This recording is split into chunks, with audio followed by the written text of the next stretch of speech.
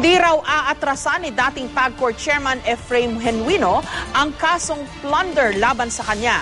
Kaugnayan ng di umano'y overpriced na kape na binili di umano ng PAGCOR noong termino niya.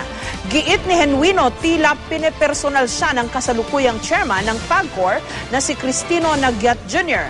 Bagay na itinanggi naman ni Nagyat. May report si Lay Alvis. Birthday kahapon ni dating PAGCOR Chair Efrain Genuino at ikalimang kaso laban sa kanya ang una raw niyang natanggap na balita.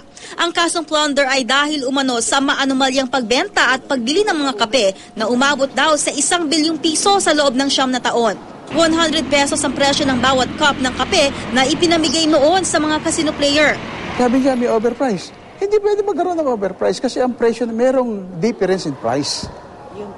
Oo, difference in price, pero hindi overprice. Kasi, magkano ang kape sa labas? Ang kape ngayon, nasa 80 to 300 pesos. Sabi pa ni Genuino, hindi lang sa kape napunta ang ginastos ng PAGCOR noon. Malaking bahagi raw ng budget ginamit ding pambili ng tinapay para sa mga casino player. Buwelta nga ni Genuino kung napakasama ng kanyang ginawa, bakit hanggang ngayon ginagastosan pa di umano ng PAGCOR ang pangkape ng mga nagsusugal.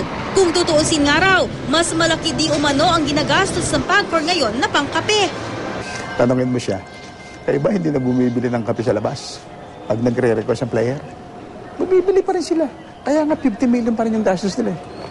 Alisin mo yung 30 to 40% ng 70 million, that's 28 million. Alisin mo doon sa 70 million, lumalabas 42 million lamang ang gastos namin sa kape. Di ba? O sila 50 million. Pero ayon kay PAGCOR Chair Cristino Nagyat Jr., di hamak na mas maliit ang ginagastos ng PAGCOR sa kape ngayon kumpara noong panahon ni Genuino. Estimate budget namin for the year is about 38 million.